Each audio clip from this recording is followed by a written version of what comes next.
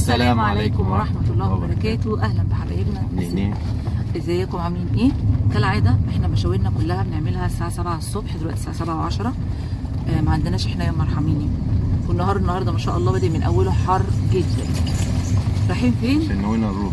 ايوه رايحين فين؟ هي الفكرة جت كده في لحظة يعني مش بتخطط لها، وبدليل ان انا نسيت اهم حاجة فيها. انا حزينة قوي. رايحين السخنة، فان شاء الله رايحين العين السخنة نغير جو كده يوم. وحتى اتصلنا بمحمد وقلنا له انزل من الشغل علينا، هو هناك في السخنة محمد. فهنروح النهارده نغير جو كده. الشمس بص، الشمس من اول النهار الساعة 10 والله، من اول النهار كده حامية قوي، واليوم شكله حلو من اول. انا نسيت الطاقية، اهم حاجة هروح هناك هفحم. هو يقول لي انا راضي بايه مش عارفة. سيد اجمل حاجة فيه ان هو يحب يروح مشاويره بدري قوي كده، مع ان ده ظلم ليا انا لان ما كنتش لسه نمت اصلا. وامبارح كان الجو زهق اصلا، ما كانش نايم حد. ربنا يعيننا بقى على النهار من اوله كده. ما كنتش مجهزه اي حاجه والله، قمت عملت كيكه الصبح الساعه 5:30. تجهز من بالليل، ما كناش متفقين قوي يعني، اللي هو ايه هنروح مش هنروح. كانت الخطه مش اساسيه يعني. انا قلت له حسب الظروف الصبح. قمت الساعه 5:30 عملت سنيت كيكه بس. فاحنا دلوقتي على الطريق لسه ان شاء الله.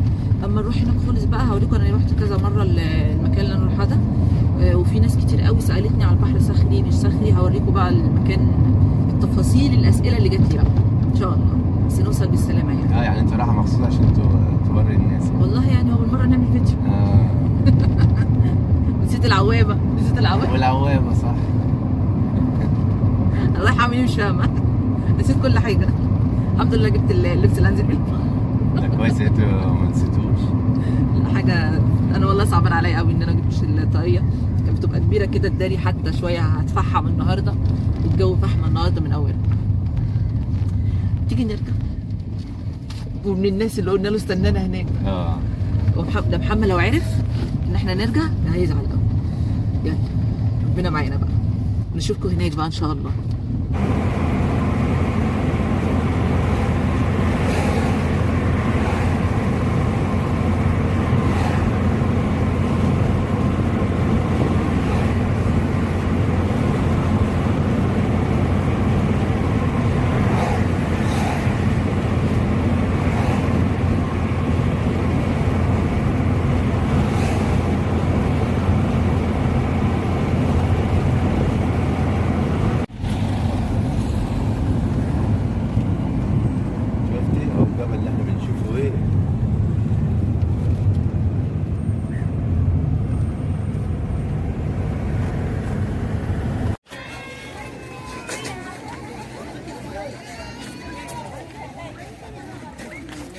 الحمد لله وصلنا بالسلامة.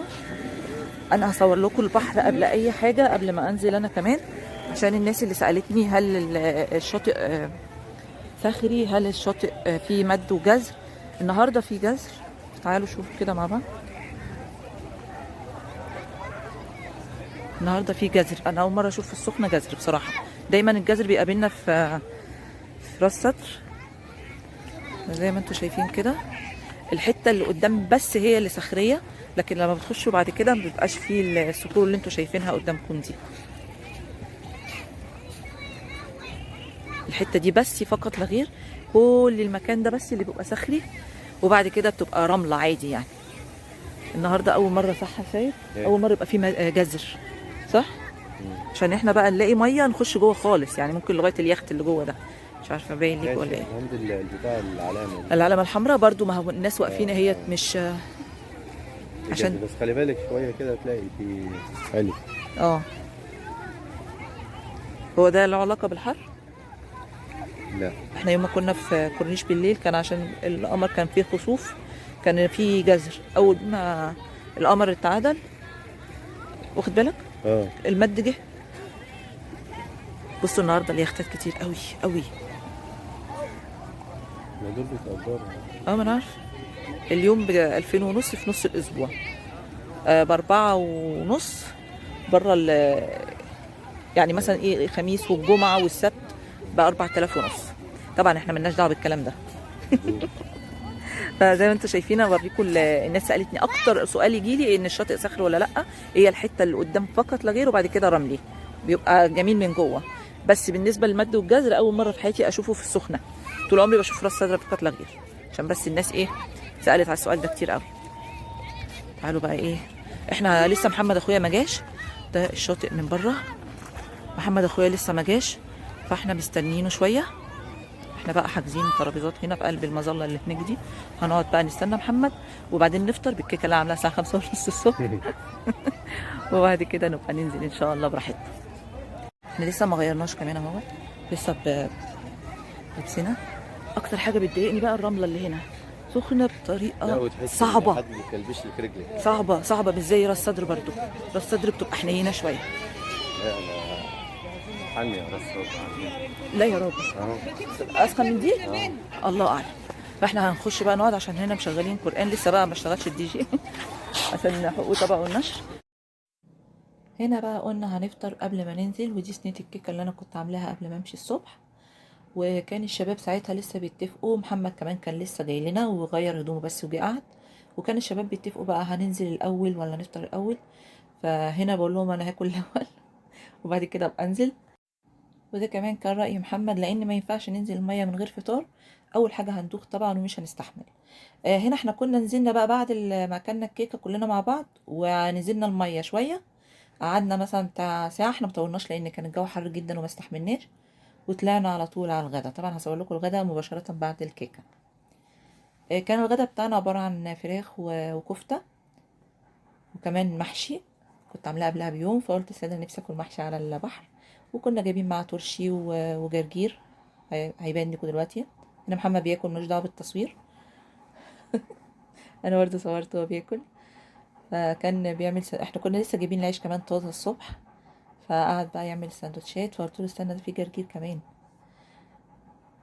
كنت هعمل سلطه طحينه بس بصراحه كسلت، يعني قلت كفايه قوي اللي معانا. هنا الجرجير اهوت، انا كنت غسلاه الصبح برضو، فبقول لمحمد حط مع السندوتشات.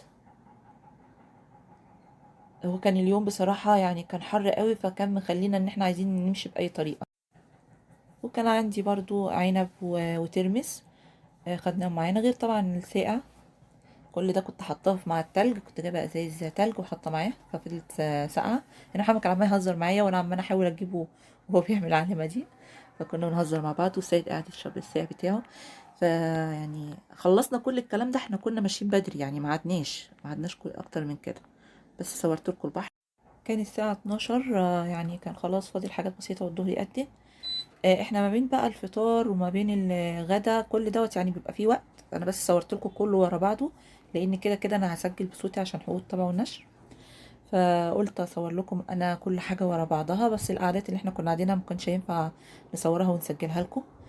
على ما خلصنا كان محمد طلع غير قبل الغدا، وقعدنا شويه وانا حطيت الشال على كتفي برضو وقعدنا حبه. وبعد كده اتغدينا، قلنا طبعا مش هنمشي بالاكل، وقعدنا على ما خلصنا لمينا حاجتنا وقلنا كفايه قوي. رحلتنا خلصت كده وهنقوم بقى نمشي.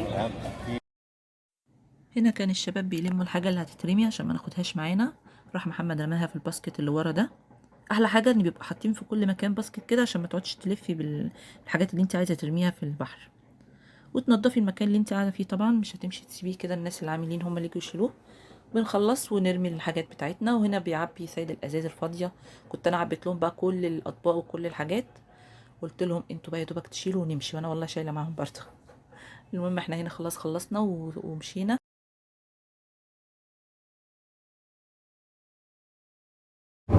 خلصنا رحلتنا الحمد لله.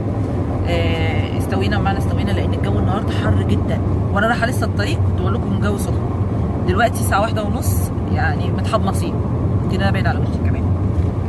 فاكتفينا قوي كده للساعه 1:30، وقلت لهم كفايه، لان انا ولا نمت ولا كمان يعني كنت من الساعه 5:30 بعمل في اكل وبعمل في حاجات، فكفايه قوي كده. فاحنا ماشيين دلوقتي مروحين، شغلنا التكييف وبرده مش عامل حاجه العربيه السخونيه اللي احنا فيها. فان شاء الله نشوفكم فيديو جديد بقى كده، نكون في السخنه تاني ان شاء الله قريب، بس يكون الجو اتظبط حبه. والسلام عليكم ورحمه الله.